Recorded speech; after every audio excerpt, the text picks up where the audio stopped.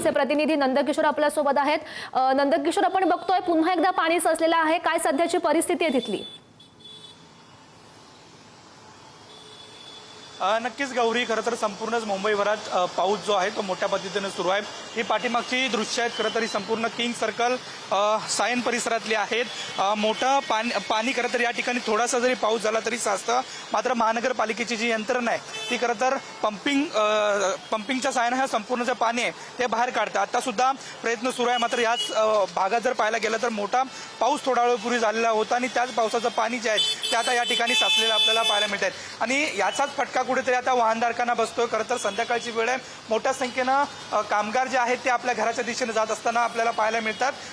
या सायनच्या पुलावरती जर पाहायला गेलं तर मोठी वाहतूक कोंडी जी आहे ती झालेली आपल्याला पाहायला मिळते।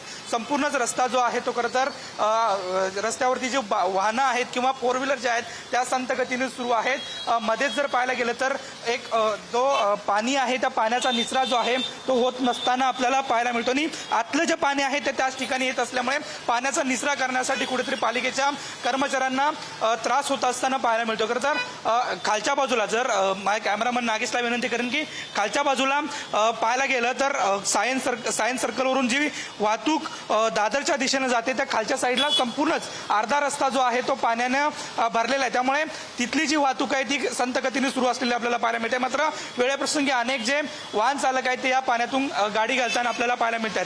संपूर्णच भागात म्हणजेच अंधेरीचा सबवे जो आहे त्या ठिकाणी सुद्धा पाणी जो भरायला सुरुवात झालेली आपल्याला पाहायला मिळते। इतर ठिकाणी सुद्धा ठिकठिकाणी चिंबूरचा परिसर असू दे, पवईला असू दे किंवा विक्रोळी अशा सकल भागामध्ये मोठ्या पद्धतीनं पाणी जे आहे ते साचताना पाहायला मिळते। मात्र किंग सर्कलवरती सुद्धा आता पाणी साचलेलं पाहायला मिळतं आणि त्याचा फटका जो आहे तो वाहनधारकांना होताना पाहायला मिळतो। मोठी वाहतूक कोंडी खरं तर या ठिकाणी होते। संपूर्ण सायनचा पूल जो आहे तो खरं तर जाम झालेला आहे, एकदम संत गतीनं जो आहे ते पाणी आहे आणि हे खरं तर याचा फटका जो आहे तो खरं तर वाहनधारकांना बसताना आपल्याला पाहायला मिळते। खरं तर मुंबई पोलिसांनी डुबलेलो आहे पाण्यामध्ये।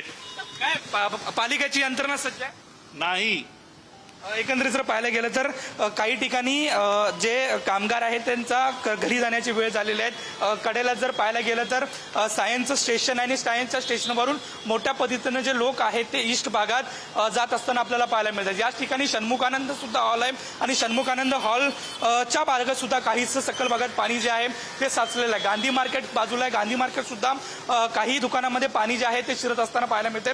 समोरचे दृश्य बघतो, समोर सुद्धा आत बिल्डिंगचं जे बिल्डिंगमध्ये जी दुकान आहे त्या ठिकाणी सुद्धा काहीचं पाणी जे आहे ते आतमध्ये शिरलेलं आपल्याला पाहायला मिळतं आणि दुसऱ्या बाजूला हा संपूर्ण परिसरात खरं तर पाणी जे आहे ते मोठ्या पद्धतीने साचताना आपल्याला पाहायला मिळते। सध्या काहीसा पावसाचा ओघ जो आहे तो कमी झालेला आहे, पाण्याचा निचरा पालिकेचे कर्मचारी आहेत ते जे करताना आपल्याला पाहायला मिळतात। मात्र समोर जर आपण बघतोय की काहीसा पाणी जे आहे ते निचरा होत नाही, कारण जे खालचा उबाळा जो आहे पाण्याचा तो पुन्हा एकदा रस्त्यावरती होत असताना पाहायला मिळते आणि रस्त्याच्या मधोमध हे संपूर्ण प्रकार होत असल्यामुळं कुठेतरी वाहन चालकांना मोठी कसरत करावी लागते। रस्ता आहे तो अरुंद होत असताना आपल्याला पाहायला मिळतो, त्यामुळे मोठी वाहतूक कोंडी या संपूर्ण परिसरात होताना आपल्याला पाहायला मिळते। मात्र मुंबई पोलिसांनी महानगरपालिकेचे अधिकारी कर्मचारी या ठिकाणी आहेत आणि तो आपण ही वाहतूक कोंडीची दृश्य बघू शकतोय। या सगळ्या परिस्थितीकडे तुम्ही असंच लक्ष ठेवून राहा। तुर्तास धन्यवाद दिलेल्या सगळ्या सविस्तर माहितीसाठी।